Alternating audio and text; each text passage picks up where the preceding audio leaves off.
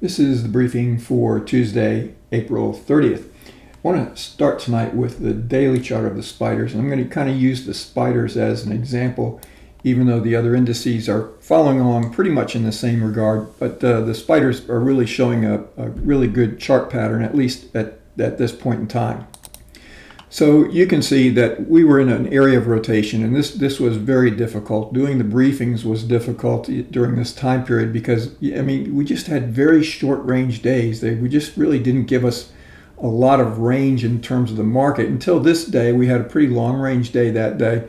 And then this day, we broke through the lower extreme of this area of rotation, and it appeared that this was going to be an impulsive move to the downside, which of course it was. So basically we have a run. So if you look at this as a run, pause, and the definition of a trend is a series of higher highs and higher lows, or lower highs and lower lows. In this case, this is lower highs and higher lows and higher highs and higher lows, excuse me.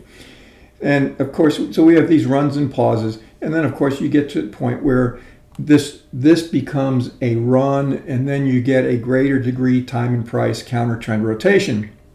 So the question facing us was, when will this terminate? It terminated right at the 497 area, which was a key reference area.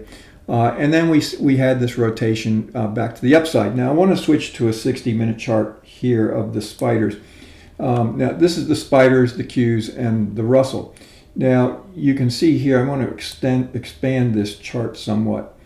So you can see here that this developed into a three-step counter trend rotation. Now those of you who are listening to the briefings in the previous weeks, you understand, at least through last week, that I was looking at this as a three-step counter trend rotation, and I also discussed the fact that a lot of times it happens that this becomes a more complex counter trend rotation, and which means that this is a leg one, this is a leg two, and leg three, as opposed to this being 1, 2, 3 done.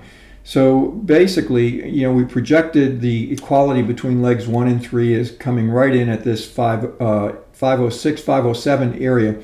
And you can see that it came exactly right to the 507 area. Then we got this leg 2 that happened, and then leg 3.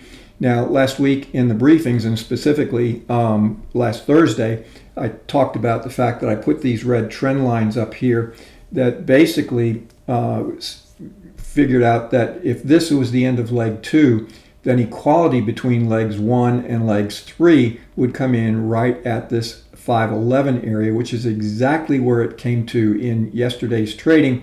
And then we got, of course, this move back to the downside, taking out the peak of leg 1. Now the key, and what we're going to be watching for in the coming days, is what happens when we get to the 497 area, 497.50 area, which is the bottom of leg 2.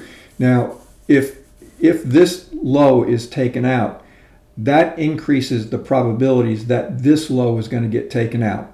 So what we can look for then is the fact that you can see the impulsiveness of the move today. Now we had good volume coming in today. Bread fell off fairly nicely. About 80% of the S&P 500 stocks were trading lower. You can see this is Russell bread. But let me get back to this. So what we're looking at right now is the fact that this is a run. This is a counter trend rotation. So there are two things that are happening here. One is either the trend has changed, meaning going back to the daily chart, that this uptrend has changed and this is the beginning of a new downtrend, or this is still intact. This is a three-step counter trend rotation to the downside, where this is leg 1, this is leg 2, and leg 3 is in the process of developing right now. And I've not done the math on that yet, but you can look at the distance from here to here and then subtract it from this high at the 509 area, and that'll give you a projection potentially somewhere down in the 480 area, there where we'd want to look for equality, suggesting that that this three-step counter trend rotation is complete. So keep in mind that one of two scenarios, and in last week's briefings, I talked about the fact that potentially we could be developing that this could be complete, and that we could be headed down. Also, I talked about the fact that this low, and you can see this low was projected to end fairly clearly through what was happening with market breadth. So that could have been the completion of a counter trend rotation. Then we could have been off to the highs. But as this developed, that became a lower probability. And of course, once I put these red trend lines up, now the Russell and the Qs didn't quite make it, so they're showing more weakness than the spiders. So, but it's going to be very, very important now. Once we develop the potential for a strategy, we look at, okay, we might have 2 or 3 strategies developed. We have to assess what is the probability of one happening or one occurring over the other. So right now, it appears the higher probability is this is a 3-step counter trend rotation. It is complete, and potentially we're going to see the continuation of this move to the downside, which would take out this low and potentially have the possibility of being at least as long as this leg here, and potentially it could this could be a trend change where we will see the potential to come back down and start testing these lower key reference areas as well. So you can see volume in the spiders ticked up in today's trading. In the Qs, you can see NASDAQ breadth declined fairly substantially.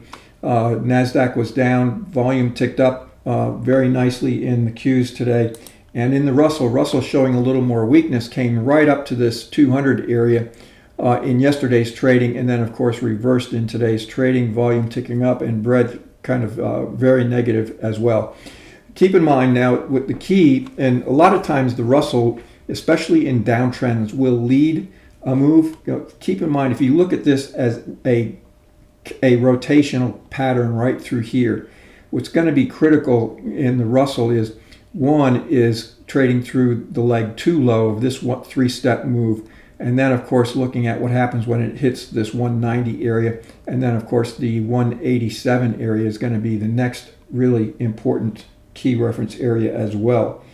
Going back to the indices for tomorrow, the key is going to be this low right here. That's going to be 497. You can see we closed at the low of the day. That suggests there should be follow through tomorrow. In the Qs, this area right around the 418 area, this is the bottom of leg 2. So that's, if that's taken out, that's going to suggest this low is going to get taken out. And the same thing with the Russell, the 194 area is going to be extremely important potentially for tomorrow and Thursday's trading as well, going into the end of the week. This was a very nice sell-off we saw in today's trading, and it just so happened that it came in right in as the spiders really just hit right on the nose where equality between 1 and 3 are.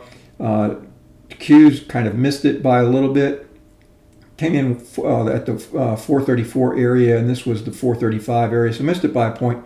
And the Russell, the IWM, missed it by about 2 points. But anyway, this is a good trade lesson, so you can watch how a market develops.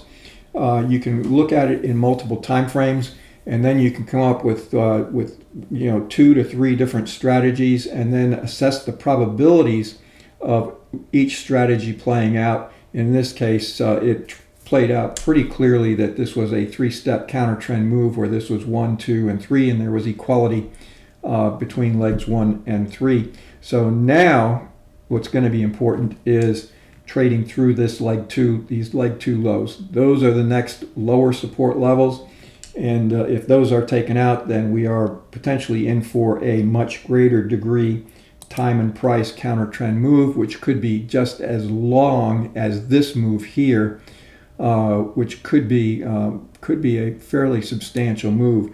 That high was 524.61. This low is 493. So the distance between those two and subtracting it from about the 509 area is going to give you something probably potentially down in the 480 area or potentially even lower before we see some type of bounce and potentially another move back up to the highs. If this is a trend change, then this will become an impulsive move.